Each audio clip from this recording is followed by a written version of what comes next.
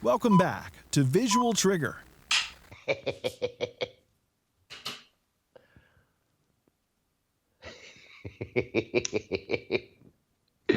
First he had a dungeon, then he had a sex room.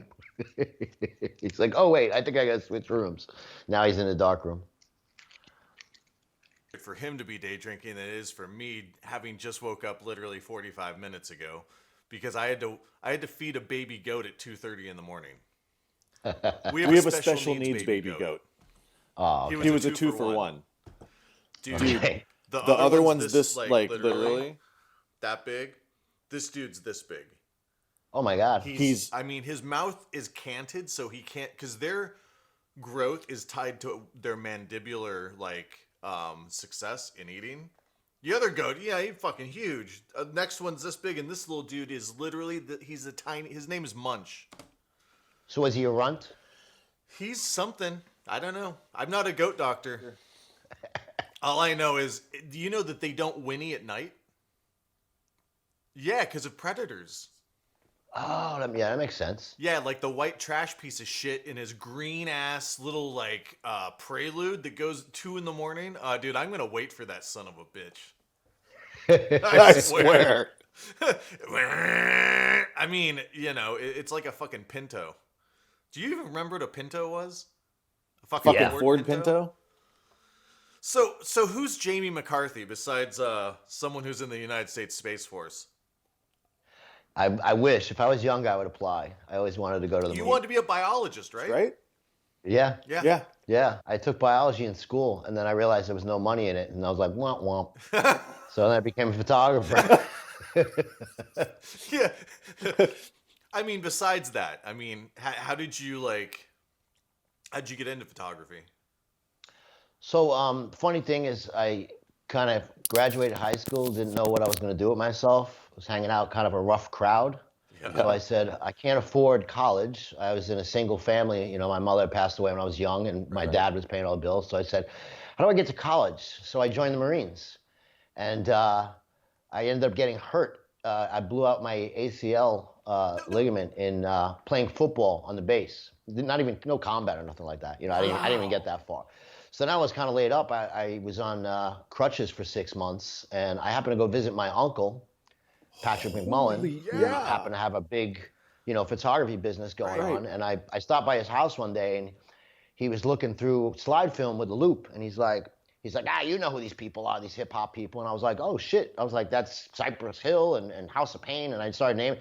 He's like, why don't you come work for me? He's like, you can't walk. Why don't you put my archive together? So I started working on his archive of slide film and alphabetizing and naming things. And I got myself familiar with it.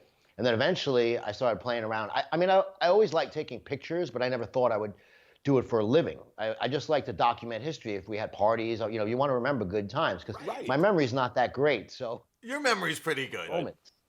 Yeah, it's okay. But so I started working with him. I interned for him first, and then he gave me a camera, and he was like, go out and shoot. You go to a lot of parties, just take pictures at the parties. So I was going to a lot of nightclubs at the time, and I would bring a camera with me, and I started meeting cool. Basically the way he started. Basically. Yeah. He started, I think Andy Warhol gave him a point and shoot, a Contax or something. Yeah. And he was shooting at Studio 54 for Interview magazine. So it kind of was the kind of same thing. I was shooting a different nightclub, in the 90s. He started in late 70s, early 80s. And then I started in 95, 96. And I got really good at it, and I met the right people. And then my career grew from there. And then next thing you know, I had people pulling me over trying to get me, they were like, oh, we're starting this new thing, Wire Image. It's going to be all digital, blah, blah, blah. And for a while, I was a little hesitant because I was being loyal to my uncle because he, gave me my start, Yeah. But as anybody knows, working for your family is a really tough kind of situation. And he's like a rock star. We started butting heads over egos because clients were trying to hire me because I was this young kid on the scene. And, after a while, I was like, listen, I got to go do my own thing because he was doing a lot more socialite stuff, which is not really the thing that I was enjoying. I didn't fit into that group because, I'm a kid from Brooklyn. I was basically a kind of a hip hop rock and roll Guido type of kid when I started, so I didn't really fit into that New York old social. I mean, I was always respectful to them and I was treated well, but I was more into the music scene and the nightclub scene. So that's kind of when I went over to Wire Image, I got to do more of that stuff. And that's when I became really good, because then I get to do things that I actually enjoyed doing. I enjoy going to parties and drinking and taking pictures of beautiful people and getting paid to do it. And most importantly, I was like, how could I get this career where, in the beginning, a lot of people weren't doing that. And I was just like going to nightclubs, drinking for free and taking pictures and making money, So I was like very fortunate. And then obviously the better I got, and I went through the ranks of Wire Image and started getting a lot of clients and stuff. And then Getty acquired us.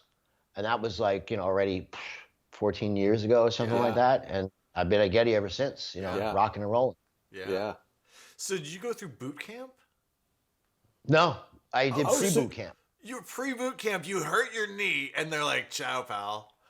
Yeah, they're like, "We can't use it." I mean, So basically, what happened was we had there was a military base in Flatbush, deep into Flatbush, in a neighborhood that was basically back then a war zone anyway, And we used to go and train on the base before. But I was like signed in. I was sworn in. We're getting ready to get shipped to Paris Island, and I was playing football with some friends, and like this big fat kid like fell on my knee, and it just went. Oh, Jesus! And I stood up. I tried to stood up, and my knee was hanging to the side, and then I tried to pop it back in, like ripped a whole bunch of other things, and then I just fell to the ground. And I was like, "Yeah, I can't stand on my leg," and that sounds like Fashion Week. Yeah, exactly. And so yeah, I mean, interesting, because my life, that was like a real split in my life. Hell yeah. Into the Marines. I had joined with a buddy of mine who made a career out of it. He became a lieutenant and an officer, everything. And he stayed. He went to the first Iraq War, I guess, was that Operation Desert Shield. Yeah. He went there. Because we both joined about in 91, I'd say. And he made a career out of it. I ended up going the other way now and, becoming a photographer. So my life would have been completely different if it hadn't been for that injury. Wow. Like, and I didn't join up for like ROTC. I joined up like for straight up 4-year, like, let's go and do this. What'd your dad think? Was your dad behind it too? Like, did he say that's? Yeah, I was kind of at that age group where I was hanging out with some people that we were getting into some trouble, and it could have went in a really bad direction. The only reason I wasn't a bad kid was because I love my dad, and I was like, I would never want to disappoint him. Right. And also the fact that he was a police officer at the time, he was a detective. I also didn't want to piss him off, and like it would have been embarrassing if his son had gotten arrested for something stupid. Right, or his hundreds of friends. It's tough when you grow up in Brooklyn under the circumstance. We were kind of, I guess, lower middle class, just kind of trying to find our way, and like. I had no idea what I could have accomplished. So it was just, my some people, I guess, grow up and they're like, yeah, I want to be a doctor. I want to be this and that. And where we came from, you would be lucky to become like, I was on the list for the police officers. Like I took all the fire departments. Because and where we came from, your best goal was to be a civil servant that had, a steady salary, good benefits. Like you didn't know much. We were in a little bubble where you didn't know. And it wasn't until I got out into like, working in Manhattan and being exposed to all these different things where I started doing modeling on top of photography. I did a couple of commercials and all this kind, and I was like, wow. Oh, I'll bet you did. I'll bet you did. I mean, in other words, we call it modeling. Yeah. Because a lot of people ask me like, oh, well, who are the assholes? Well, to be honest, the celebrity people, most of them are pretty cool. The people around them can be assholes, but for the most part, I found celebrities, they were nice to me. My rule of thumb, I always got good reactions from celebrities because I always showed respect, but I also demanded respect. Right. And one of the things I never really do, which I always find a lot of photographers do this, and it kind of, I don't really agree with it, but I don't ask for pictures with celebrities. Now, don't get me wrong, I have tons of pictures with me and celebrities early in my career, but there were people I either had a moment with, they know me, like they know my name, they've been to my apartment, they know my, they're on my phone, kind of people like that. Unless it's like a huge, like, iconic person, then if it's like a head of state, a president, or like I remember one time I got a picture with Donald Rumsfeld like during the Bush administration because I was at the Washington Correspondents' Dinner, And my Uncle Patrick took a picture. And I was like, yeah, that's cool. That's history. You know, love him or hate him, you're going to read about him. You know, our kids' would read about him. So people like that, you know, I would, you know, maybe go and be like, hey, can I get a photo with you? You know, whatever. I did that with Colin Powell. I don't do that because it's like, I want you to respect me as I'm one of the best at what I do, and you're one of the best at what you do, and let's like work together and make something good. The minute you're like, hey, buddy, can I, you know, you act like a fan, can I get a picture? You kind of go down a little bit. In their eyes. There's nothing wrong with that. Yeah, but like, you know, if you start acting like a fan to people, they're not going to respect you on the same level as like, you know, when I talk to celebrities, I talk to them about something that's completely different than their career. Like they don't want to get, you know, I find a lot of them don't want their asses kissed as much as people think. No. And so like if I see somebody and I'm like, oh, did you see that football game last night? It was insane. And they're like so happy to talk about something not about themselves. Yep.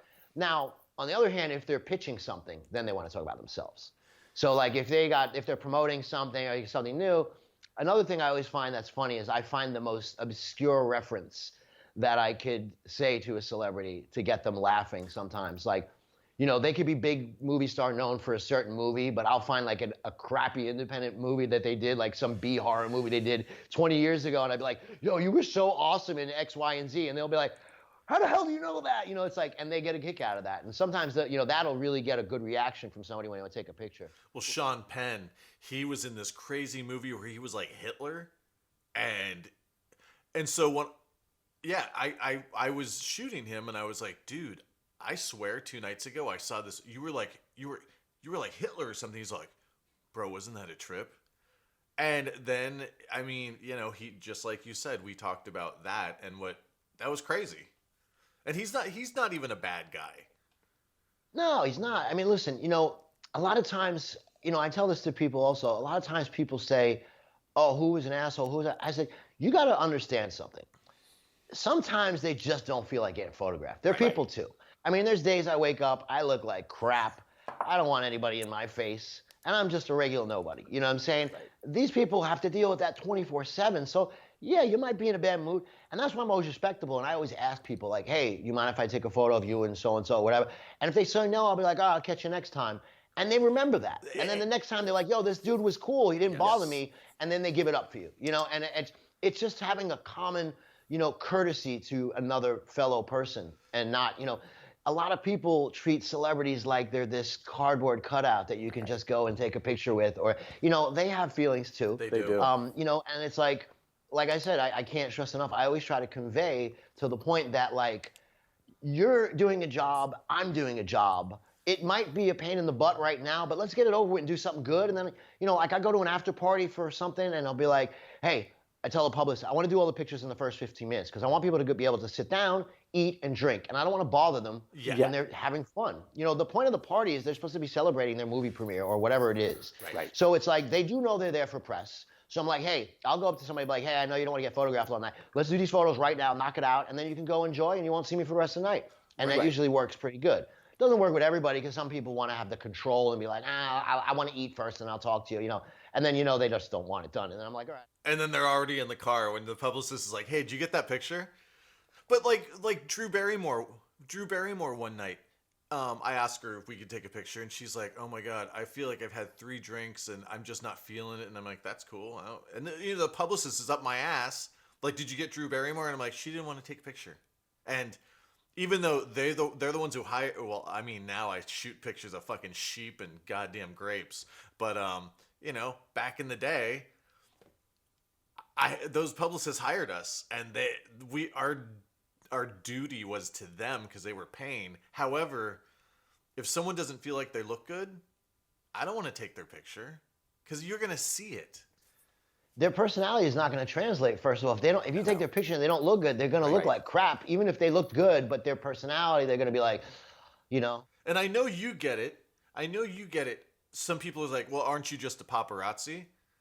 I mean, I fucking hated that. Sorry. Like, you know, I've never done any paparazzi work ever in the 25 years I've been doing this. Right. And I remember one time, they used to be a big paparazzi thing at the David Letterman show when that was going on, where people would wait outside behind barricades and like photograph people walking in and out. And I remember at this time I was really tight with Lindsay Lohan when she was like doing Mean Girls and her career was really high because she was in New York all the time and at the clubs and I used to see her and she was really normal girl, back then, just having fun. It's neither here nor there, but she was going to the Tonight Show and somebody wanted to assign me to go and I was like, no, I'm not doing that. I was like, I work privately with her. What is she gonna think when she sees me out on the street, like trying to? I'm like, I'm not a street guy like that, Now it just kind of nothing against those guys. They making a living too, and they got to do what they do. But that's just not. In me. Come on. There's a couple that are fucking scumbags. Like, I don't know. Let's see. I don't. Goddamn Bigfoot. That's not a nice dude. You can say whatever you like. That guy's a dick. Yeah. That guy's a dick. Some people, And I'll end up cutting that out because he'll fucking sue me over that. Oh, he would. I'm not going to. He is a specific type of person, but there's a lot of good guys out there. There's definitely a new breed of paparazzi that are friendly with the talent, and the talent will let them know where they're going to be. Oh yeah, I mean by text. Yeah, and they'll be like, "Hey, I'm leaving the hotel now. If you want to come by and get a picture," because they're all done up and in their best dresses or whatever, But I just stop right there. Yeah, I always wanted to be a polite guy. I wanted to be the guy that when people saw me, they didn't feel so like, he's gonna take my picture. Right. And one of the ways I did that was I used to go out a lot without my camera and go to the right parties and meet the right celebrities and meet them as Jamie the person and not Jamie the photographer. Right. So I would always tell them, I'm a celebrity photographer. I work at Wire Image, Getty, wherever I was at the time. So that when they did see me when I was working, they were prepared and be like, oh yeah, we were having drinks with him the other night. He's a good dude. Yeah, you can take my picture. So that was a big thing. And I got to tell you, one of the people that really helped me along in my career to do that was Paris Hilton. Yep. Because she and her sister were young when I started and I was really young and we used to go out and party together and anybody, she was like the biggest deal back then. She was the Kim Kardashian of that era of the 90s and 2000s. So anytime I hung out with her, she would introduce me as like her friend and it kind of solidified me amongst anybody like, if she's hanging out with him, he's a good dude. Right. And I've been around a million different situations, as I know you have, where you've seen things that maybe a scumbag would take a picture of and get somebody in trouble, but I was like, nah, I know when to shoot and when not to shoot because I look at the longevity of it. Absolutely. So yeah, you might get a picture that's controversial and you may make a ton of money off that one day, but then everybody's going to distrust you for the rest of your career. So what's the point? So I was always the guy that kept people's secrets. Right. And I would have people from tabloids being like, oh, did you see it? And I'm like, I don't know what you're talking about. Right. They'd be like, well, you were standing right next to him. You had to have seen it. And I'm like, I don't know what you're talking about. Because that's bullshit. Because all they would have said was a chum, a friend confirmed this. And that's all they need. So like one night, I'm not going to mention who she was, or is.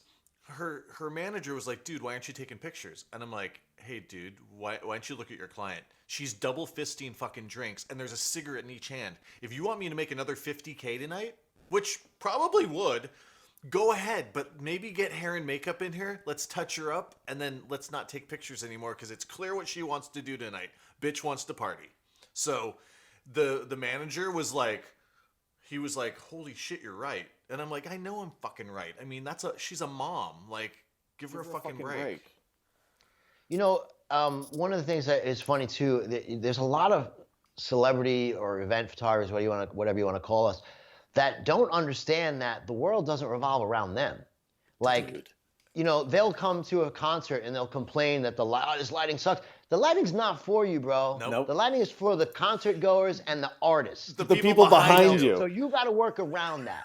And at the same time, it's like when a celebrity comes to a party and they're like, oh, they don't want to do pictures. Well, they're there to have a good time. Right. Maybe having a good time isn't you in their face with their camera for a million photos that you don't need. Right. But That's another thing about me. I always you... snap a couple of quick photos. I never was in anybody's face and pounding it. That's so annoying. So annoying. I've been on the other side of the camera. Like I said, I did some modeling where people had photos, and I was just like, whoa, man, modeling. I can't see right now. Yeah. No, I actually did runway, believe it or not. I did a couple of runways. I'll bet you did. Were you running away from who? Yeah. Well, you don't run away from anybody, so. No, that's true. I mean, I couldn't imagine who you would run away from. Nobody. Probably Mike Tyson. Dude, I was hired to do some like BET awards or something, and they're like, "Hey, we need you to do this party at this address." They give me the address. I roll up. It's fucking Mike Tyson's house, and you know what? I went in and I got the creeps. About face. Went back to that taxi and went back to the hotel. Fuck that. When I get a bad... Funny enough, he's a really, really nice guy. Yeah, but like I said, the people around that motherfucker? Nah, I wouldn't say that. Well, now he's got a new publicist who's a really good friend of mine because, he's doing this whole weed thing. He's got this whole brand of weed that he's on. And he's got his new publicist who's actually a friend of mine. I grew up with in Brooklyn. And the thing about Mike is he's a Brooklyn guy, too. Shit. So I know how to read those type of people, and as long as you show respect to him, right, he's respectful to you. Yeah, but dude, this was during the ear biting area. I mean, still though, it's like I remember. Do you remember who Chuck Zito was? Yeah. He was head of the Hells Angels in New York, and he was an actor, and I became really good friends with him. And I used to go to a couple parties with him. He invited me. I shot his book party for him, and it was like all these Hells Angels. They're these big like killers, and there's like little me, and I had a mohawk at the time and everything. But you know what? Everybody was so respectful because every time I shook their hand, looked them right in the eye. Right. That's a big thing because I watched some like reporter go up to talk to him about his book, and he gave him like the dead fish handshake, and he pulled him in. He said, "When you shake my hand, you shake my hand like a man." And I was like, whoa.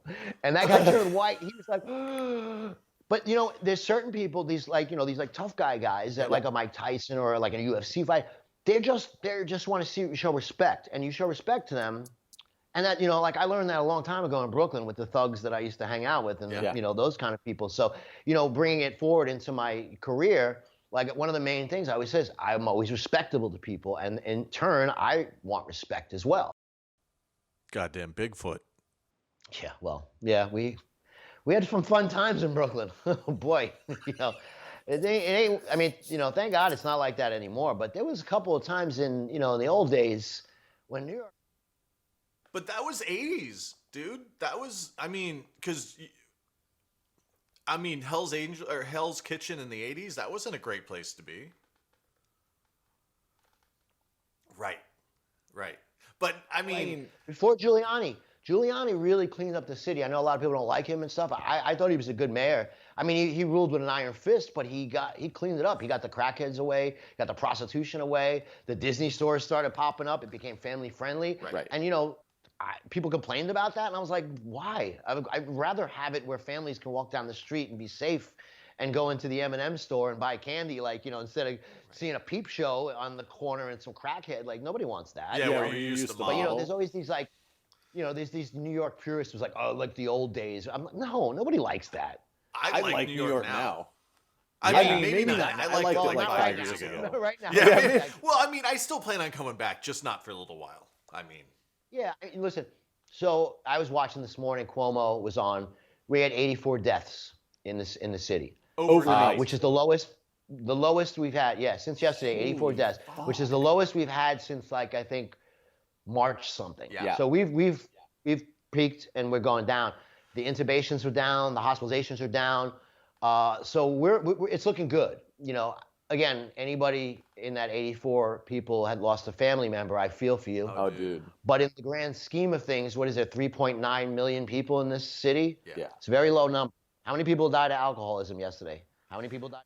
How many people died in general? 7,000 per day. So. Exactly. So that's a really good number. And I'm optimistic that we hopefully open up soon. But, they seem to be dragging their feet here. And I think they're scared. There's a little more to it than just, what's going on. I'm sure there's a lot of backdoor stuff that we don't know as civilians. Yeah, we're not politicians. We got to listen to, I don't like our mayor. I think he's the worst mayor we've ever had. But I have his back because it's our city. Oh, and yeah. I want him to succeed. I want him to succeed. Even though I don't like him personally, I want him to succeed because it's our fucking home. Yeah. And anything that roots against anybody, it's like, why would you bite they say cut your nose to spite your face? It doesn't make sense. No. And I mean, honestly, I've been to all the great cities. I mean, not Beijing, but I'm never going there. I don't care. But I've been to a lot of the great cities. To me, New York is the greatest city in the fucking world. And, people are like, oh no, how about this? And I'm like, yeah, you know what? New York fucking kicks ass. It does. It is. Listen, I'm a Brooklyn guy, but, I've been living in Manhattan now for like 12, 13 years. You're not in fucking Long Island. It's still Manhattan, dude. Yeah. I mean, I'll tell you what, I love Long Island. I hope to move out there and get like a nice house with some space and, have a garden and stuff. Doesn't that make you a bridge and tunnel person? No, I'm still a New Yorker no matter what. That's not bridge and tunnel. I'm born and raised.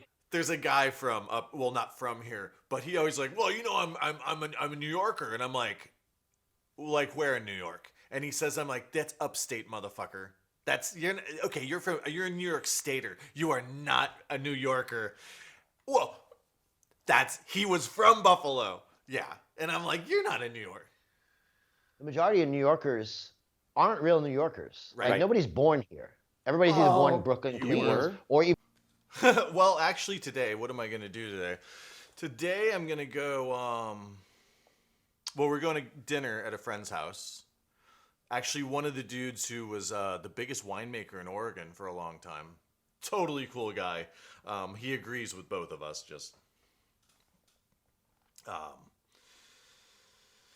So let's see. What should we talk about? Oh, you know what? When you think about it, send me like a dozen photos, like the ones you love the best, and I'm just going to insert them like whenever I feel like a moment. I'll just pull some stuff off. I have like best hits on my grid from my portfolio. I think I could just throw some of that stuff. Yeah. I did my portfolio. I'm like, what am I gonna? I didn't even know what to look for. So you know what I did? I went to the Getty site and I looked at best U.S. or best global pictures of the week, and I pulled each one. Why wouldn't you? And maybe a shot of you in Paris. You have one somewhere. Yeah. I probably have some on my Instagram. It's funny because people are like, well, what about like the Paris Hilton? I'm like, I've spent a week with Paris Hilton. She was fucking cool the entire time. And her sister, sweetheart. I mean, I'm sorry. Her mom, dad. I haven't seen her mom and dad in a long time, but every time I see them, they like come over, the mother hugs me. They're appreciative because honestly, my uncle and me were like really kind of the ones that kind of put them on the map in a way because, they were just young, cute socialites. Right. They came to us. Right. They came to LA after you guys because I remember a time when you'd see Paris Hilton walking up to you in a party, and I'm saying me, and you're like, oh shit, because they weren't anybody really. But I always took their picture because it's easier to just take the picture than to say no. Well, yeah. Well, they were also good-looking rich girls. So right off the bat, that was the first thing. So I say Page Six really started their career because Page Six used to write about them. Right. And when they started writing about them, then we started photographing them more. Because Right. we always kind of photographed them because, like, my uncle knew their parents. Like, I went to lunch in their Hamptons house. Like, when my uncle would go hang out with their parents, I'd, like, hang out with them, because they're a couple of years younger than me. But so we got very cool early on. Like, I think I met Nikki. She was, like, 17. Yeah. I was maybe like 21, 22 or something like that, And so we started photographing them at events, and they always remembered that we were loyal to them, know. And I've I remember a particular time not that long ago when she had like a private birthday party over at we were in Vegas. Remember when in Vegas when they used to host those big nightclub parties? Are you kidding me? You used to I shoot was there every every fucking weekend. Yeah, so she had like a private party later on up in her room in the penthouse, and they had like security at the door, and her assistant like texted me and was like, hey, come upstairs, Paris wants you to come up. We're having like a little private party up here. And we were all hanging out, and it was like a couple other notable young celebrity people. And I brought a friend of mine who was like a really good friend of mine who happened to be a writer for a gossip. Oh shit. And they knew who he was, but like he was such a good friend of mine. I was like, yo, I will bring you in here, but you have to promise that you don't write anything about this. I was like, they might want you to write something, and they'll let you know. They might, because I think she was also promoting an album or something like that at the time. She was. Like, yeah. So I remember walking in, and I walked in, they were like, oh, and then like he came in behind me, and they were like, their faces all just dropped, and then there was like a bunch of people scattering around the room, and I was like, so I grabbed him, I was like, this is so-and-so, this is my friend. I told him he cannot write about anything. I said, he is trustworthy. And 5 minutes into the party, they're all surrounding him, talking to him, telling him stuff, Right. So it's that trust. Again, I go back to that trust. And I would never sacrifice that. Matter of fact, I got interviewed. I think there's an upcoming documentary about Paris, and they did a whole interview about it with me. I was just being honest. And I was like, listen, I said, she was the Marilyn Monroe of her time. Like, she really was. And, people emulated her. Everybody that's famous in that kind of way, like the Kim Kardashians and all those type of people, Nicole Richie, all of them, they kind of learned it from her. Like, I met Nicole Richie through Paris. I did too. And I love Nicole. Nicole is great. She's a really cool She's a sweetheart. girl. But like, I went to Coachella with Nicole. And literally, I went to Coachella with her, and we got dropped off. We had no laminates for Coachella. And I acted like her publicist, and I walked up to one of the people, and I'm like, I've got Nicole Richie with me. And they're like, oh, go ahead. But even her though, her real claim to fame when she started was she did that show with Paris. I know. And what's funny? I'll tell you one thing. So when you become friends with people and you're like, and they are friends, like that, the fact I talk to them on the phone, I text or whatever, hey, come meet me at this party, whatever, it one time dawned on me when I was like at one of these like award shows, and she was presenting, and I was like, wow, she is like a household name now. So like she went from being this like socialite, model / socialite club girl to like TV reality star. And then the next thing you know, she's like hosting the MTV award, giving an award. So, and it was so weird to me. It was like, wow, that's my friend who is now this like icon. Like, and every little girl wants to be like her, and they want to dress like her. And it was like, and it was really, really funny. And I was very proud of that because like, she's a great both of them are, both the sisters. I used to get so mad when people talk crap about them. And it still happens to this day. Yeah, and like, have you met these people that you're talking about? Because it's not my experience, and I've spent considerably more time than you will ever spend in your whole life with these people. You're not even going to meet them. So I don't know if you want to not like them, because that's usually the case. But well, haters are going to hate. They're jealous. Why isn't that me? Why don't I do? Why don't I? Except for fucking your boy Tekashi. Like I hate him. Yeah. Fuck that fucking rat. But I gotta say, the funny thing, he's really owned his like snitching. And he's like, yeah, look at me, I'm a snitch, I'm this and that. And he's putting out records, and he's getting millions and millions of views, and he's gonna be successful. And he's 24, right? Yeah. He might be younger than that. In my day, the hip-hop guys would never, ever. No one would listen to a fake gangster or a snitch or whatever. But, times have changed. And I'm sure his demographic are young kids that really don't care. But he did make a good point. He said, these little TikTok motherfuckers. Yeah, exactly. But I got to say, I give him credit. He made a good point. He said, yeah, I snitched on everybody. He goes, but what did they do when I was in jail? They were sleeping with my baby's mama. They were robbing my money, and they were threatening to kill me. So he's like, why should I be loyal to them? And I was like, yeah, you got a point. He does have a point. You got a point, Yeah.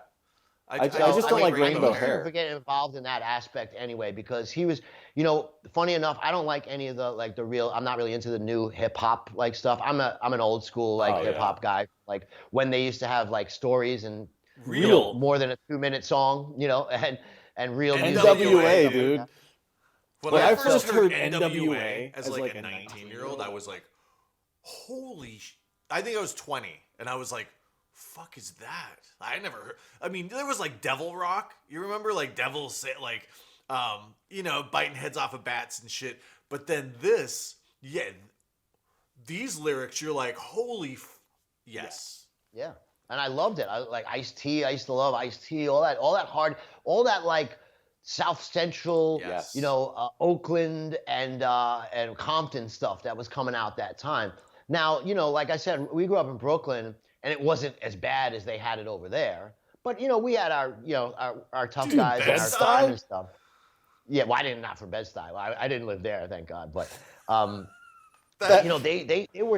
They were rapping about what they know. Of course. You know what I'm saying? And they were telling stories of their life. So to me, it was so interesting.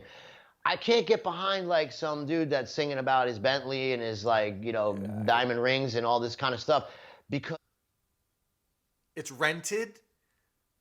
Right. The car is rented and the jeweler is like literally right off the set and they're like, "Hey, give me back my shit."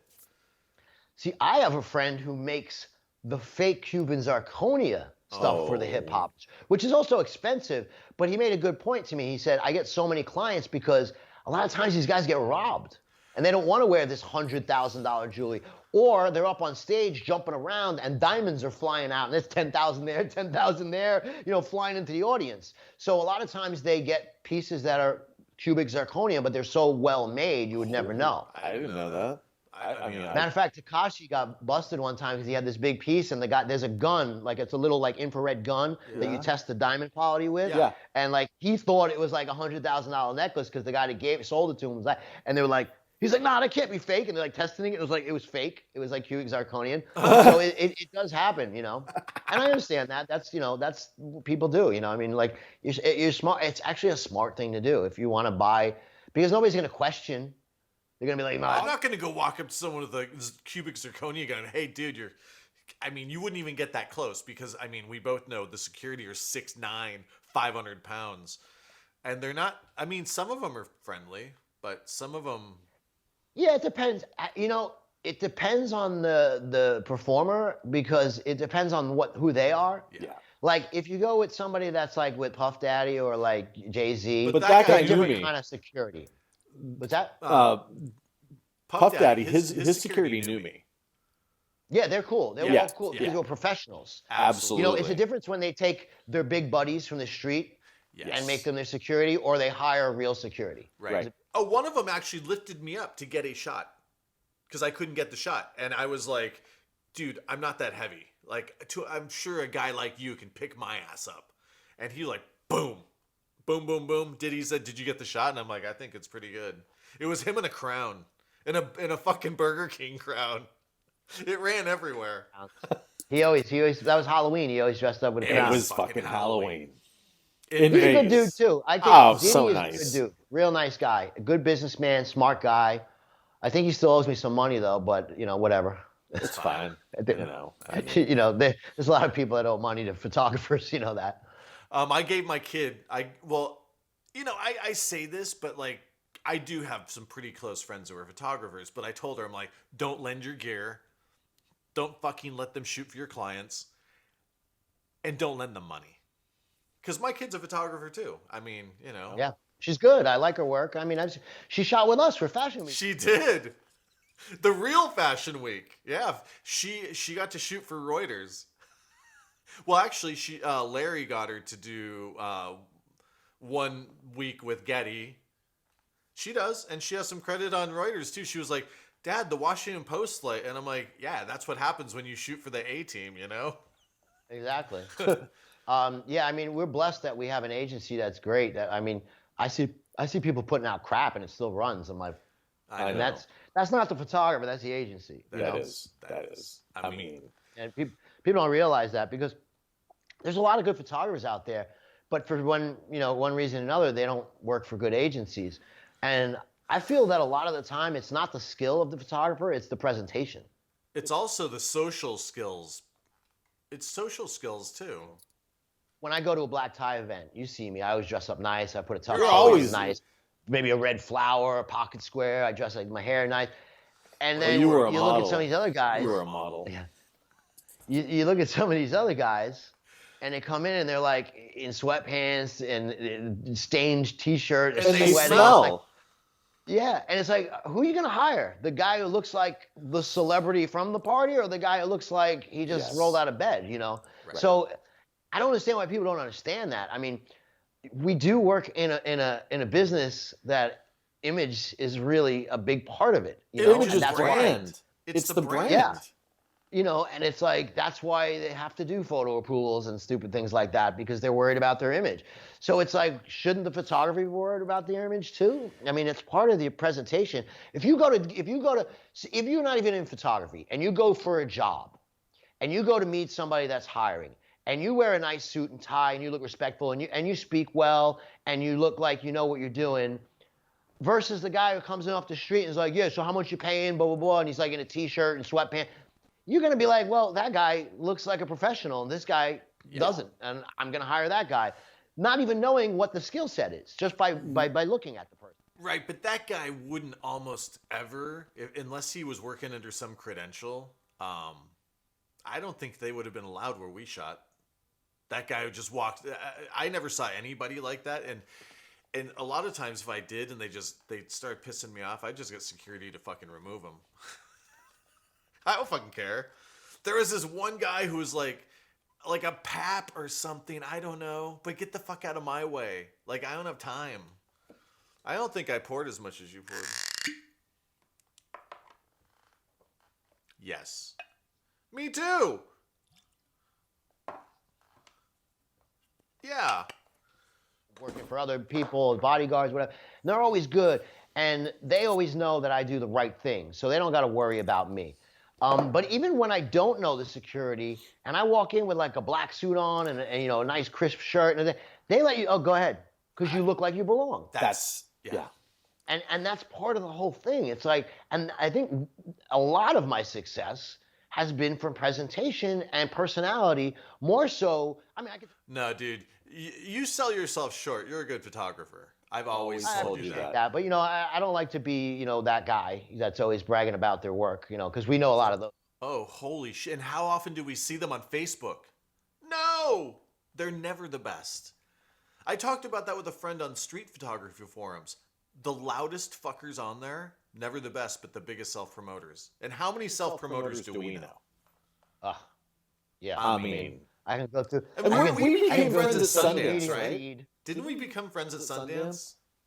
Yeah, we met I gotta say it was probably 15 years ago, maybe. Fire Image. Yeah. That's we bonded at Sundance because we kind of knew each other through the company, but we never really met. And then we met, and I think you were a smart ass to me, and then I gave it back to you, and then instantly we bonded because you were like, all right, we could, you're the same as me. You can read people. As soon as you meet them, you can read them. And I can do the same. So I know within the first 5 minutes of talking to you whether I'm gonna like you or not. Like when we jump in a van to go back from the company dinner, and wait, what was it that you put in the guy's hood?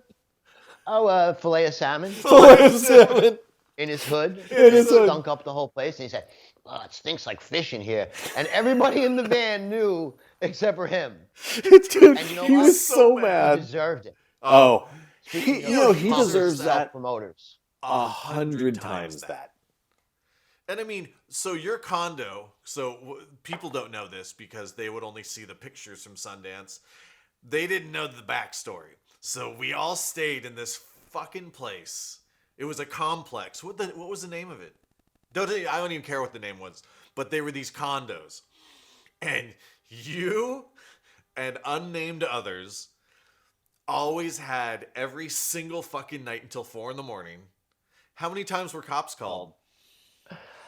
Not too many times, honestly, but there was complaints the next day from the condo people. Yeah. You mean every time we shot, and we did that for a decade. We shot fucking Sundance for a decade when it was good.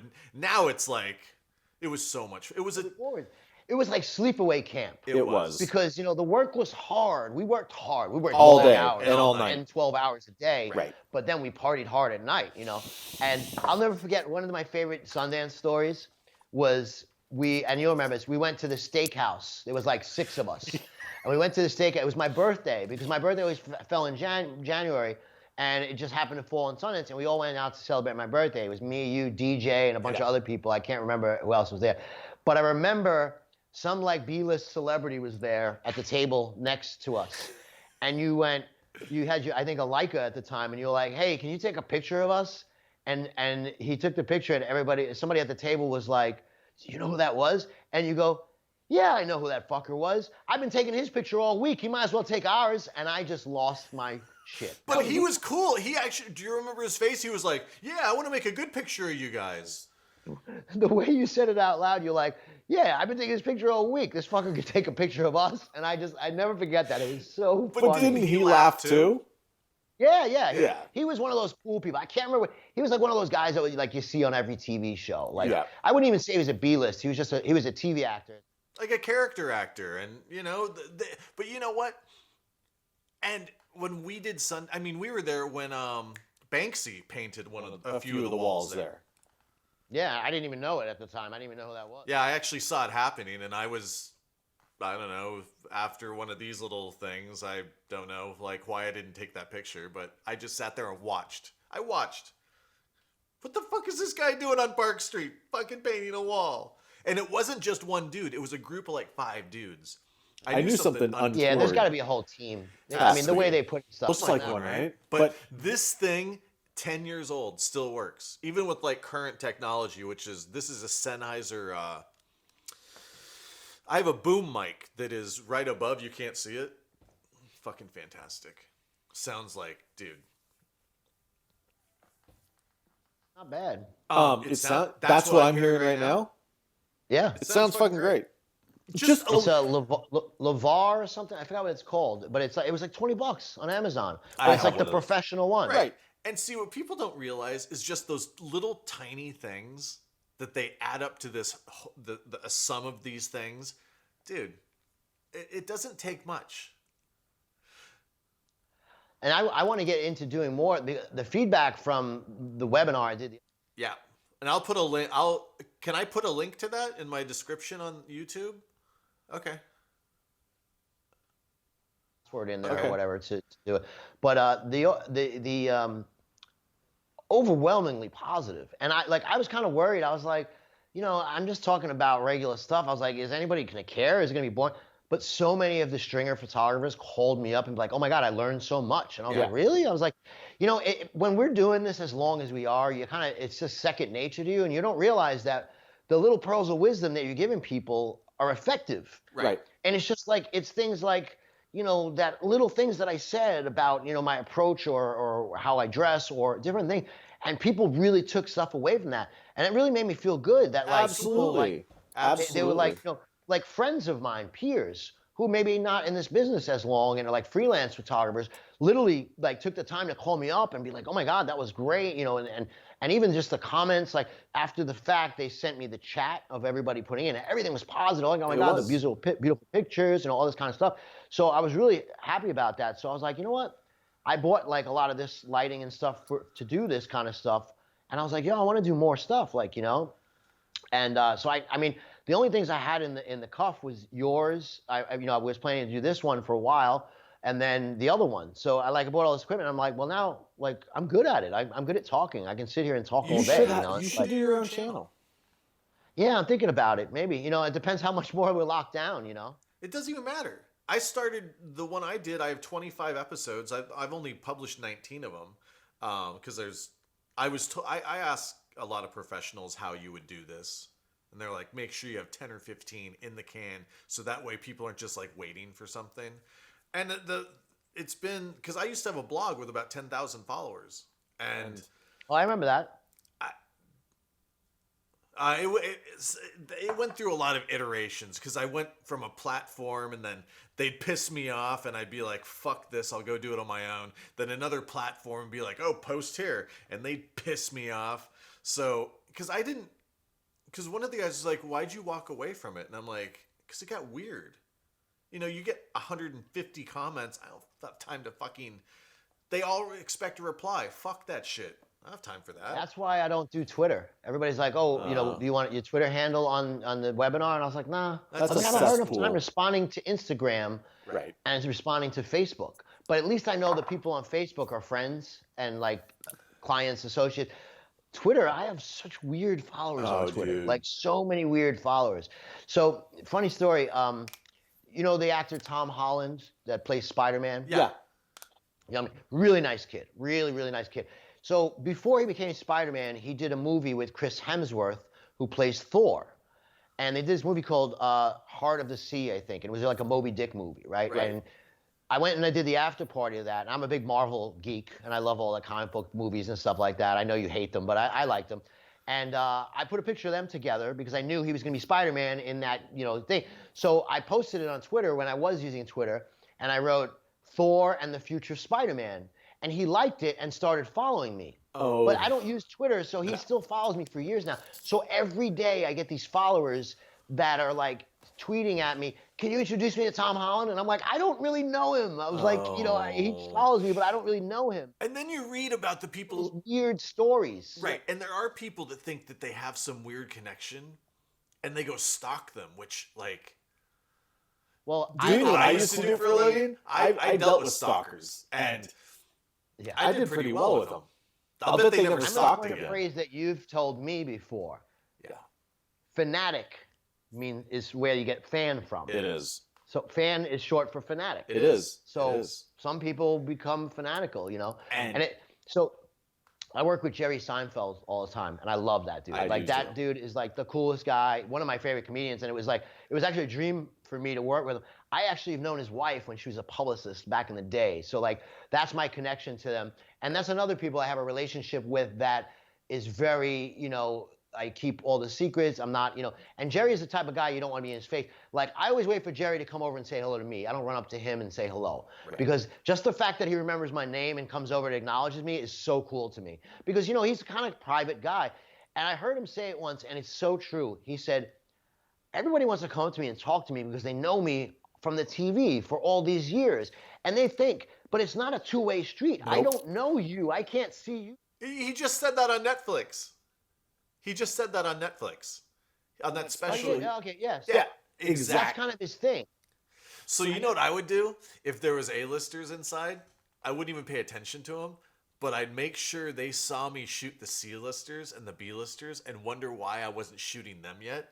So many times. They would, Tobey fucking Maguire walks up to me at this thing. Hey man, what kind of camera is that? And I'm like, it's a Leica. Well, you're not using flash. And I'm like, yeah, the guy, Sam, big time director, I forget, Sam something. Yeah. I think he did Drag Me to Hell. Oh, Sam Raimi. Sam Raimi. Okay, Tobey Maguire, Sam Raimi, yes. Spider-Man. Right.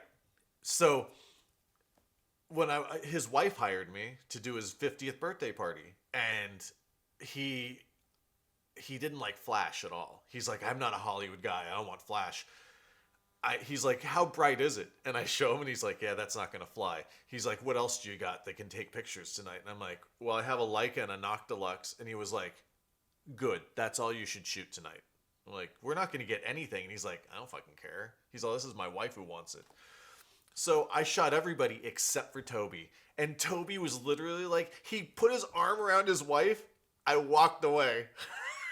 Because he wanted the photo right then. He's an asshole. I'm sorry, but he's an asshole. Tobey Maguire's an asshole. I've never really interacted with him much, luckily, so I don't know. But I've heard he's not the nicest with press. Leo is nicer. Leo, weren't you riding piggyback on Leo once? Wasn't that the guy you? Weren't you piggyback with him like he was carrying you around a party?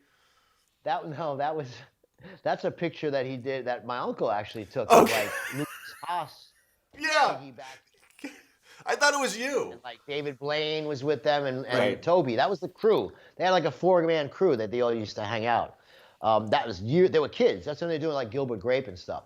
Right. But I totally vibe with that with the celebrities. Like I do a lot of gala stuff where there's tables of celebrities.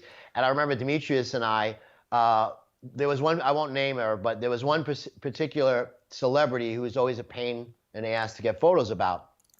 And we both were like, you know what? Let's go around to every table around her and take a picture.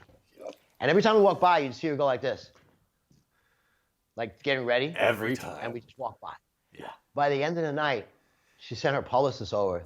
Said, hey, can you guys take pictures of, I almost said the name. Yeah. But, and I was like, oh. I said, really? She wants pictures? I go, she always never wants any pictures done. I was like, I left her alone. Bless you.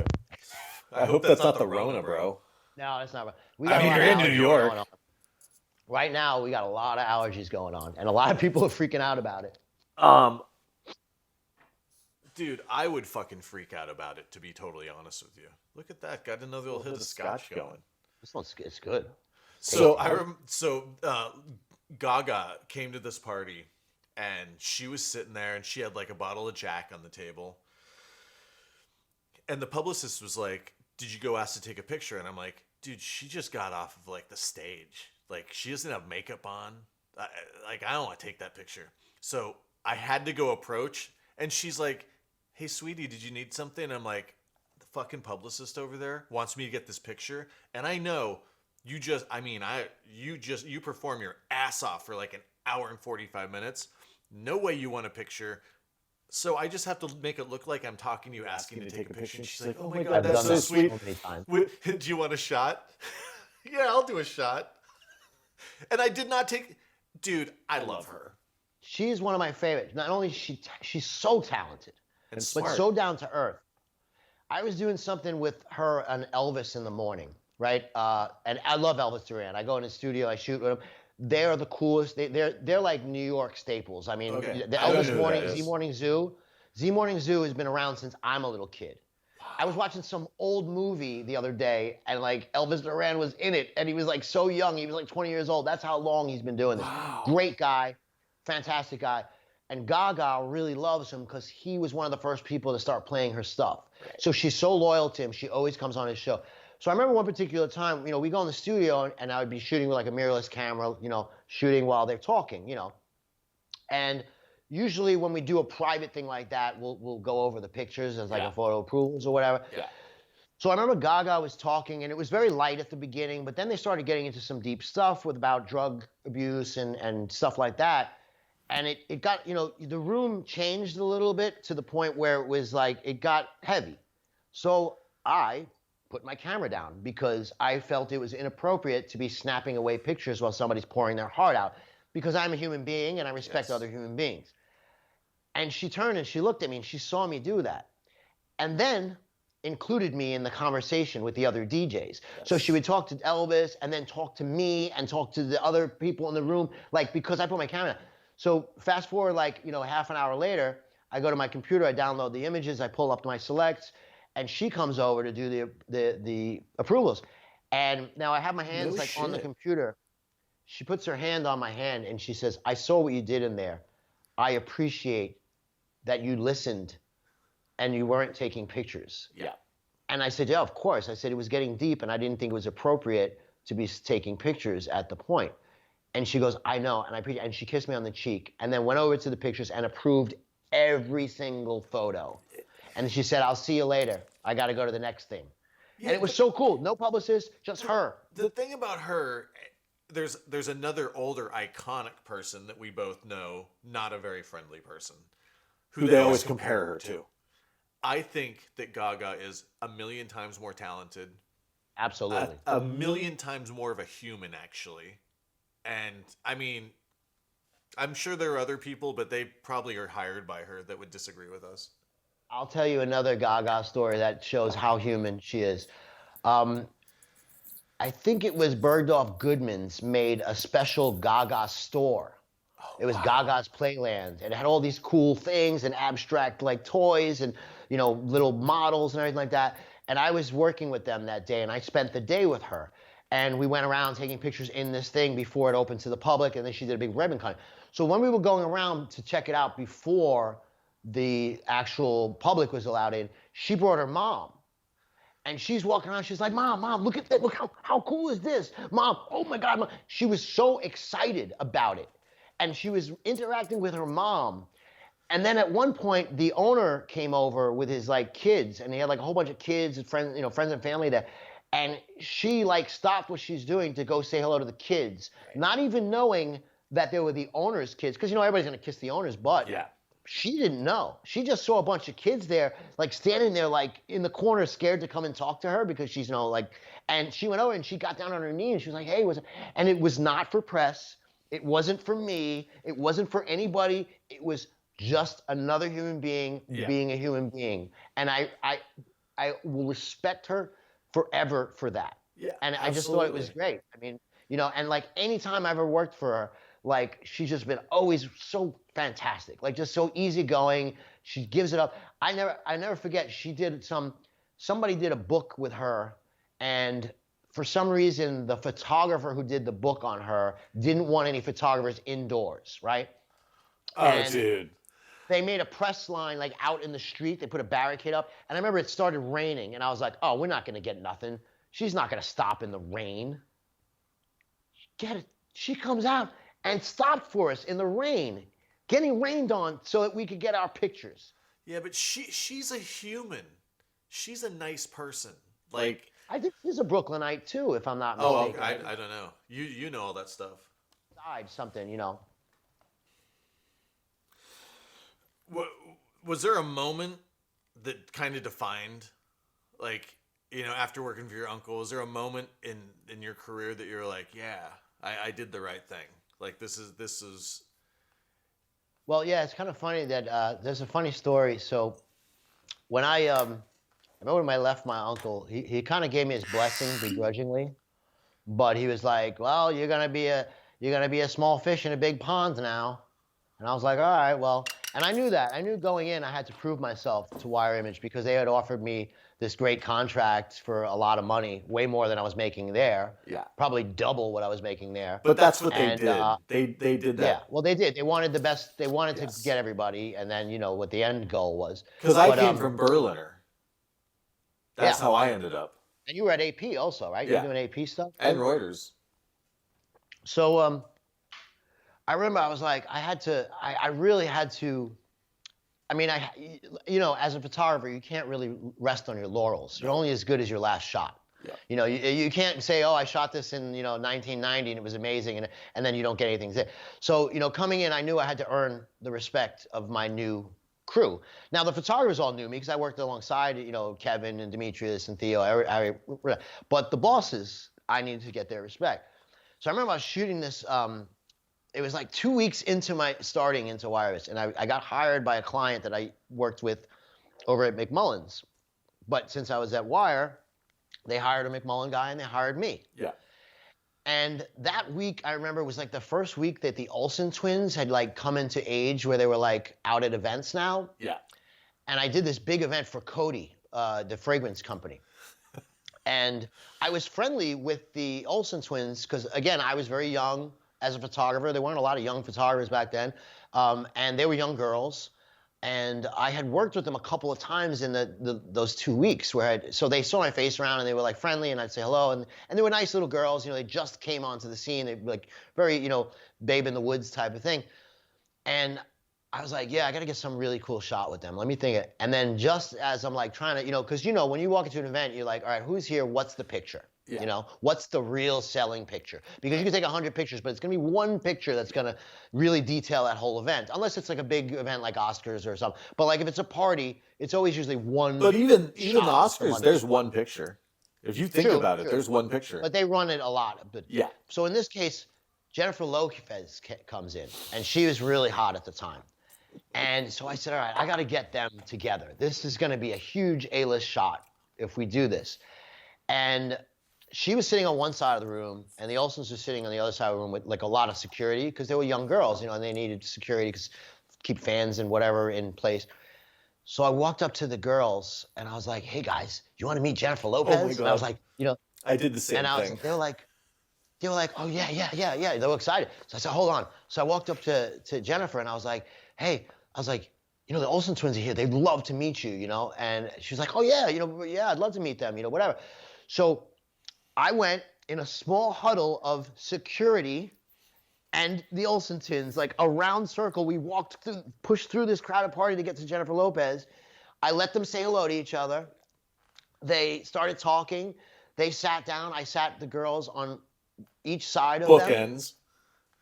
And then the president of Coty comes and sits right in the middle. Oh, my God. That publicist loved you.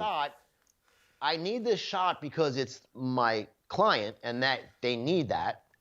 So I took the shot and I let them talk a little bit and I saw it was breaking up and I was like, excuse me. I was like, you know what? I just need a shot of the ladies. I said, really, we need a shot of the ladies. And the guy was like, oh, yeah, no problem. And then he got up and I put them together and I shot it. And I shot it horizontally because it was sitting on like a bench. Right.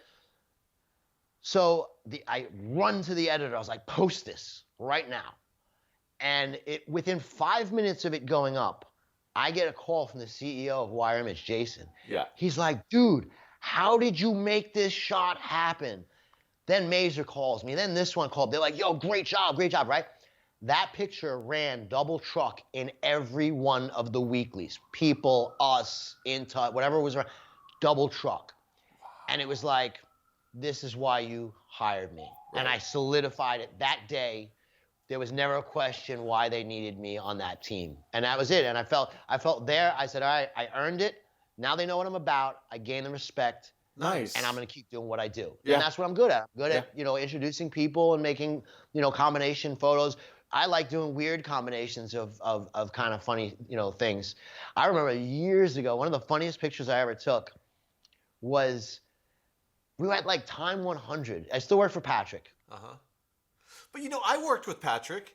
He was a great guy. Like, we worked together. We walked around and got all the shots. We were both working for the PlayStation or Xbox or something. Yeah, he's a good dude. He got me in this business. He taught me a lot of things. If it wasn't for him, I wouldn't be here right now. I wouldn't be doing what I do. But I remember me and Patrick worked together. It was Time 100. You might have been in prison.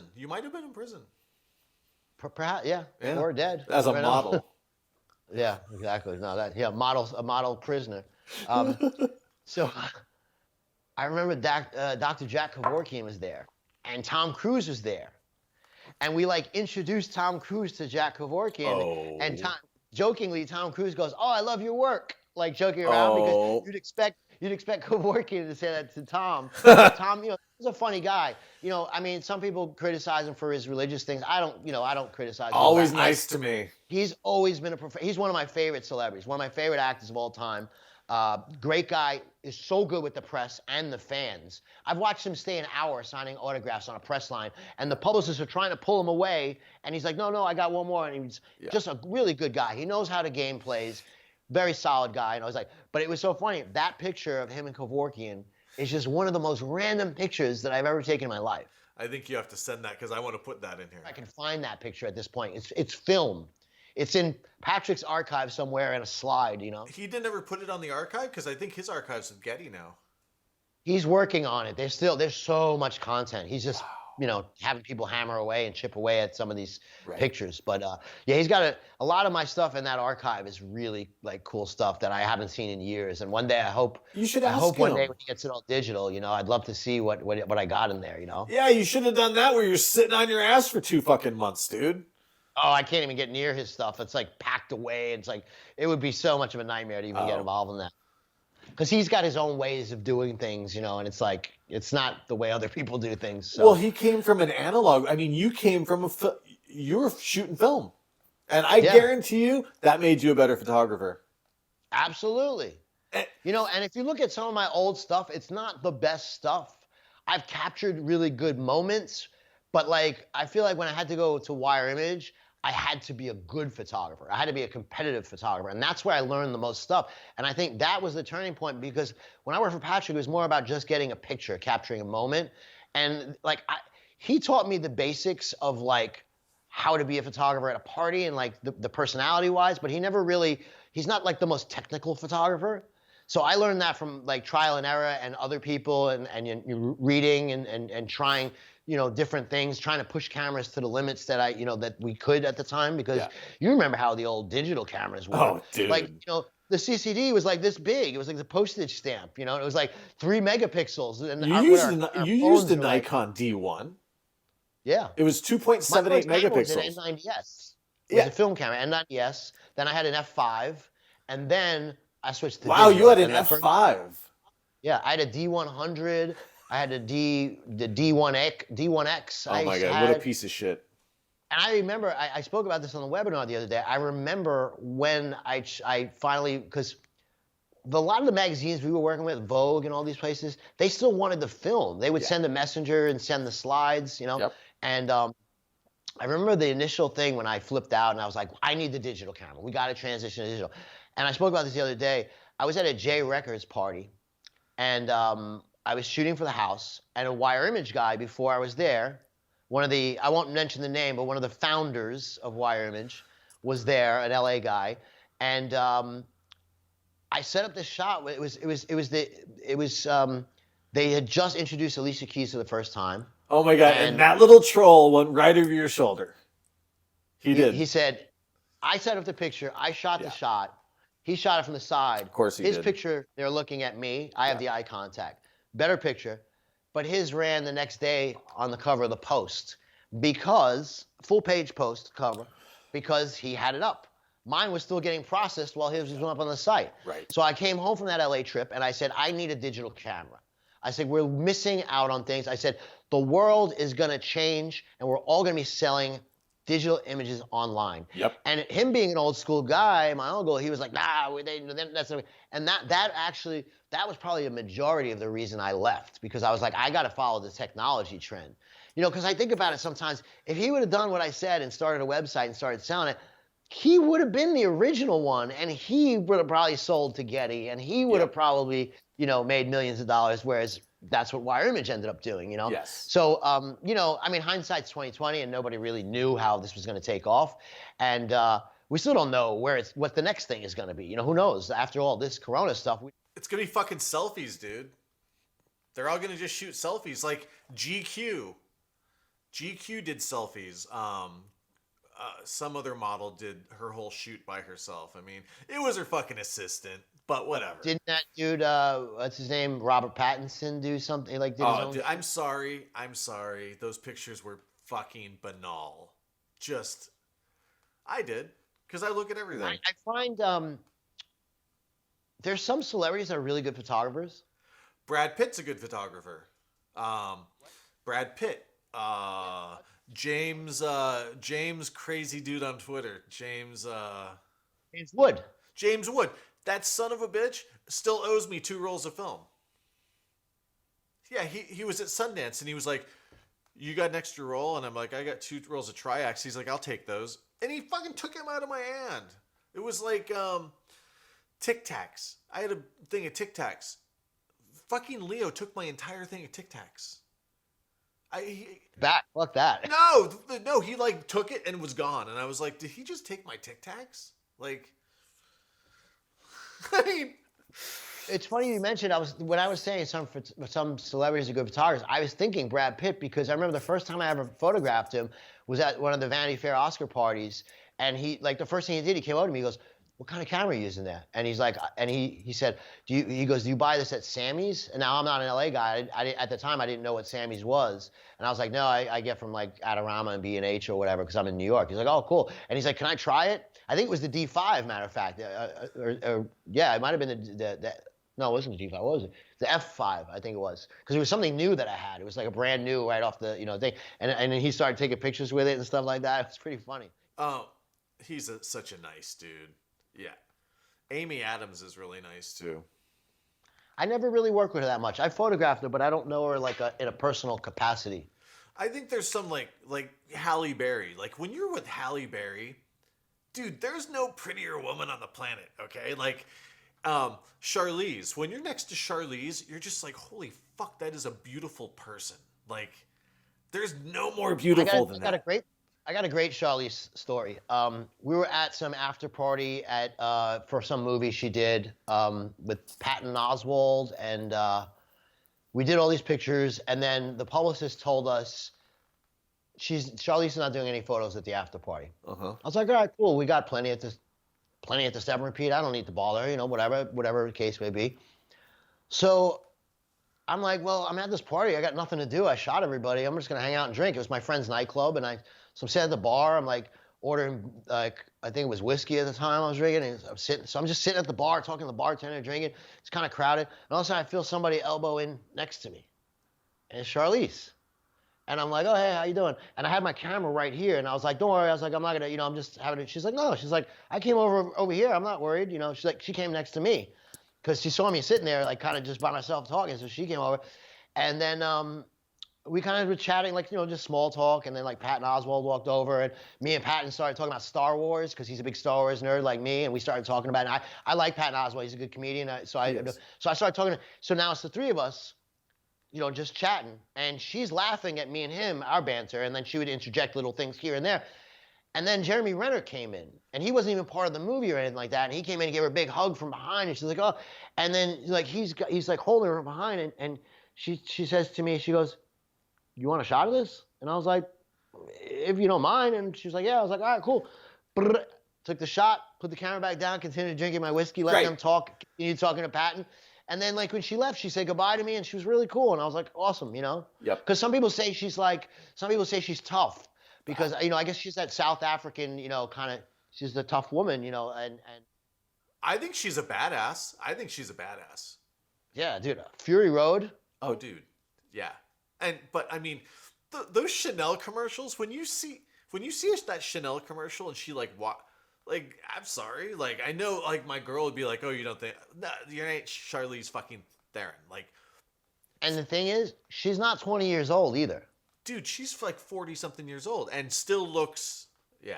Well, I'm fucking older than you. Gorgeous. Dude, Yeah, so but gorgeous. still, you know, like, we're in the same age group. I mean, when times? it's over 40, you're kind of in the same group. Yeah, no, it's different. Once you hit the 50, it's. But how many? So I've been hired many times to literally make one photo. I'm there for 3 hours, but that one photo happens, and then, okay, they know I'm not. I was at a party. Every time I turned around, a bigger A-lister showed up. I wasn't there for them though. I was there for like one photo. Yeah. And one of them, he's like, "Hey bro, you got any cocaine?" And I'm all, "Dude, why is it always the fucking photographer? Like, how many times was I asked for cocaine? No, I don't have any fucking cocaine. In fact, I was asked for cocaine from someone who's dead now." Oh my God. Right? It was crazy. I was like, why would I've like fucking worked 12 hours at this fucking I always film? get so insulted when people ask me for drugs. So I Because said, I'm you like, know what? "Yo, I'll bet you I've never done cocaine. Why do I look like I would have it?" Because It's I have like, a goddamn. Because I think people consider photographers, they're like the creepy ones. And we know plenty. You and I know plenty of fucking creeps. Yeah. Through some of the people we know, I've had, "Well, hey, bro, would you unfriend her on Facebook?" And I'm like, "Why?" And then I look, and she like accused the dude of rape. I'm not joking. Some model. And I'm like, "You know what, dude? I kind of believe her. Because you've always been a little creepy, and I unfriended him." Yeah, there's definitely a lot of creepy creepos out there. Yep. I saw that especially when I was like young 20-something. When you were a model? I had my long blonde hair. Yeah, I saw a lot of creepy. Oh, and, dude. You know, I wasn't aware of it either because I was so like, you know, "Oh, this guy's so friendly." I was like, "Oh, he's not friendly." Oh, no. They're like, "Why did you get in the car with that guy?" And I was like, "I didn't know. I thought he was a nice guy. I didn't realize, you know." Oh, those are back in your goddamn modeling days. Yeah, exactly. So I got to go tend to my garden, actually. But That sounds fun. Dude, thanks for having some scotch. Yeah, man. But you know, it's only. I don't feel like this is like just a conversation that we would have on any other day. It's like perfect, you know. Yeah. Well, I- minus some of the things we don't talk about. Yeah. Well, we're both not dumbasses. So hey, dude, here's to a nice productive Saturday. Cheers. I can't wait till this is over so Yeah, dude. I can come visit you in the summer. We're looking forward to it. Yeah. And us too, And now, because I'm not really going near New York for a little while. Yeah, no, I don't blame you. Yeah. But I honestly don't think I went to the dentist yesterday. don't But either. yeah, it was kind of weird. It was kind of weird to have like, you know, the doctor fiddling around in your mouth Dude. with, you know, instruments and stuff.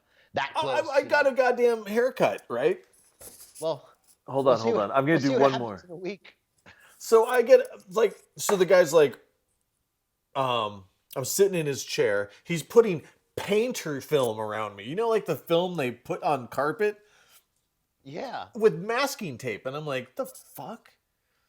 I noticed his tattoos. They were associated with La M, Mexican mafia. Okay. So when I lived in LA, I got my fucking haircut at Sally fucking Hirschberger. You know, like, and now I'm sitting in a $25 chair in the middle of nowhere. Dude's from East LA.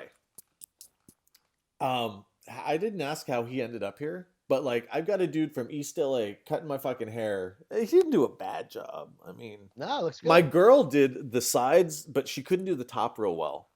So I don't know. I didn't. My hair's really long now. It's like I got to slick everything back with like product because usually, you know, I used to keep the sides shaved like Yeah, short, you did. like yours. Yeah. And now I can pull it out to like here. So I like just got to slick everything back. It's kind of like But- Trump in the comb over. That's what I said that the other day. I said I got a lot more hair though. Luckily, I'm still thick on top. You know. I mean, I'm not even, and I'm gray through here. I'm surprised I'm not Yeah, completely I got a white. little gray on the sides too. But you got a good head of hair. It's good. Yeah, I mean, all my friends, like, how about our bald friends? They've been bald since they were fucking 12. Well, that's what I was saying. I was watching a Vin Diesel movie last night, and I was like, yo, he looks good. He's like 50 years old. I was like, my girlfriend's like, he still looks good. And I was like, well, when you're bald since you're 20, you don't age. I mean, look at Patrick Stewart. He looks like he's the same age for 40 years. Yeah. When you're bald young, you don't, I was never a fan like, of Vin Diesel. I like he's got a couple good action movies. I don't think he's I'm not a friendly. big fan of He's not really friendly. No, I don't. I mean, I've never really. I've photographed him and like, hey, what's up, and that's about it. I really didn't. I wouldn't even say, hey, what's up? I pretty much just like, let me get a shot. Kink, kink. I walked away. Yeah. But But for the most part, everybody's friendly. Yeah, like I said earlier, it's how you approach people. It can You be, but approach them there's in a weird few. way. There's a few that are just like, yeah, whatever. Yeah, there's some, and But and you know get to what? It's a that. microcosm of life. There's people that like that they don't even have to be fucking famous people, and they're just whatever. Go away. I mean, I could pull out 5 to 10 people instantly off my Facebook who are assholes. Yeah. Because you're like, right, it's a microcosm of, everybody's people. There's Everybody. assholes everywhere in every walk of life, every career, every job. And then there's good people. And, like I've said, like I'd say 90% of maybe more of my celebrity experience have all been positive. And like you said, sometimes the people around them that aren't even affiliated, like I hate the whole white knight syndrome. And you know what I mean about that? It's like the people that aren't even attached to the celebrity. There's some like party goer that wants to seem cool and be like, why are you taking their picture? It's like, dude, that person, you don't even know them. Like, they're not going to like you. You probably snuck into this fucking party, you piece of shit. Pulled. I never did that. I know, because you're nicer than I am. I've told a lot of people off though. I also, people know not to mess with me. Like I've made a good reputation. Like, he's a good dude, but don't fuck with him. He'll kill you. That's the whole point, Like, don't get mad. But like, it's so much easier to be a nice guy. If everybody's nice, it's easy to be a nice guy. But like, piss me off, and you're gonna you'll bring out the Brooklyn like that. Real Brooklyn, not like Williamsburg, Brooklyn. No, that's not. Yeah. I'm not drinking Pabst Blue Ribbon and we're having a funny twisted mustache. That's not my style. And there's whole groups of them. Like, they have to all look alike. They want to be hip, but like they're not hip. They all look alike. I had never understood it. Me and my friend were having this conversation the other day. We were saying, he said, how funny it is that the hipsters always started off as like, we're cooler than everybody else, but now they've become a unified group. Yeah. So there is no like there's no originality. It's all the same now. Like if you walk down, Bedford over in Brooklyn, everybody looks the same. They all do. So there's no individuality, which was originally supposed to be that like whole thing, that the hipsters were original and they didn't go with the norms and stuff. But now it's a whole group, and there's more of them than actual original people. And my kid, she was like, Dad, all they want to do is talk about Nietzsche and like rare jazz. She's like, how cool is that? And I'm like, to them, it's funny. Like my friend, we were talking about it, and they were like, how would you classify? How would you classify me? And like I said, most people would say I'm like a rock and roll bro. Like I'm not quite a bro, but I'm also like a rock and roll guy. But I'm like somewhere in the middle. I have bro tendencies. And then I have like rock and roll, and it's so I'm not really in any kind of genre, Well, I mean, you were a model. Yeah. Now you're gonna have to go on Film Magic and search. Go. Dude, I have really? pictures on Film Magic because Oh! we were doing a Zoom, and one of the photographers Son of a goes, bitch. "Before I knew you, I took this picture of you, and it was like an Alice and Olivier runway show." You're I had long joking. black hair, Did it and have I your go like name? this, and I got like spikes. Was your name It's on the on Film caption? What's that? Your name is in the caption? Yeah. Oh, absolutely. Oh, I'll find it. There's Don't a worry lot of about stuff me. you can find a lot of stuff on Getty or Film I Magic. don't have a doubt. You gotta get I wouldn't make you look bad, though. I mean, Yeah, it was fine. I for mean, the even though time, you, Goddamn Bigfoot. but whatever. I look at the pictures now and I laugh, but at the time they were cool. That was the style, you know. Remember I used to wear the guy liner? Oh my God. You'd always Okay. make fun of me, like, go put your mascara on. I I'm did like, it's say not that. mascara, it's eyeliner. No. Dude, women used to love that. They used to, you remember all the girls Dude, loved that. look at all the hair bands, Rat. Yeah. Well, that's why I was doing it. And you know, I mean, now Jared it's Leto started wearing the eyeliner around that time. Remember when he first started 30 Seconds to Mars? always That's a a cool, nice Jared's dude. a cool fucker. I I like Jared. I do too. One of Jared my always makes his way over to say hello. dude, he'd I put his remember- arm around me and he'd be like, he would just walk up to some rando person. He's like, "You realize we're world travelers," and I'm like, "The fuck, like, the fuck." He's a really cool dude. I could not see him for a couple years, and he'll be see me and be like, "Hey, what's up, man?" Yep. And yeah, I like him. And you know what? He's one of the very few actors who transitioned to music, who his band is really good. Actually, Yeah. I like them. Yeah. Like their first album, I like every song on that album. Like he's talented dude. You know, I'm looking. He's got a new movie coming out. And he got an forward to Oscar, it. which I was stoked for that guy. Yeah.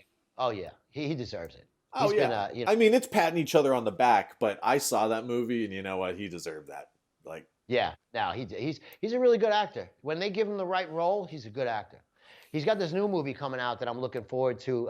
It's a Marvel movie where he plays this of course like, it is. living vampire, Morbius, which is a comic book I used to read, and he looks really good. He got jacked for it too. You could tell he was working out. He got really big, and it's good because he did that Joker thing, and they cut it so bad that his performance was almost edited out of the whole movie, and it didn't do well. But he was good. It's just they cut it so much. They cut him out of the film, and they made it more about Margot Robbie and Will Smith than him, and it wasn't as good. Because Margot Robbie's got a nice ass. I mean, let's be honest. Just hot. Yeah, She is. she's nice too. I think she's a nice nice. person. Yeah. I mean, I was trying. Meg Ryan wasn't nice to me. America's sweetheart. You know. Yeah, Goddamn Bigfoot. So it was when I was first into it. I mean, it had to have been the first year that I shot Inside. And she's like, "No, this is more about so and so." I forget who he was. And I brought him over, and I'm like, "Hey, would you?" What it was, she wanted him to ask to do a photo together, and they were in the movie together. I mean, I was like, and then I understood more about what that mentality was. So I mean, I drug a woman over. I was like, "Yo, you know, Bono really wanted to meet you." And she's like, "Really? Me?" And I'm like, "Yeah." Literally took her by the hand and drug her like 100 feet to meet Bono. And like you did with the Olsen twins, you were probably nicer about it than I was. I'd let them talk. And then I was like, because I wanted to go home. Like, this is the last shot of the night. I'm like, okay, let's get a shot real quick. Bing, bing, bing. I was out. Well, that's my famous line. Every time I'm doing like a late after party, I'm like, "Listen, I want to go home. You want to go enjoy the party, so let's get this picture over with so I can get the hell out of here." And it works. Well, I'm Because going to go it take care of also- some baby goddamn goats. Yeah. But, dude, this was 90 minutes. Wow, I can't. You know, we get talking. Yeah, We've been talking for exactly. hours. You know. Well, dude, thanks just for making the time for Edit me. it nice though. Yeah. Edit I will. Anything that's weird out. I'll like send me it to you before. sneezing. I will send it to you before I send it Oh, out. I don't need approvals. I trust you. Look at you! wholeheartedly. Yeah. But want me to send you some pictures? I want 'em I'll either now. do it later on tonight or Yeah. tomorrow. Whenever you. Well, don't worry. I'm going to do a little research myself. Wait. Oh, yeah.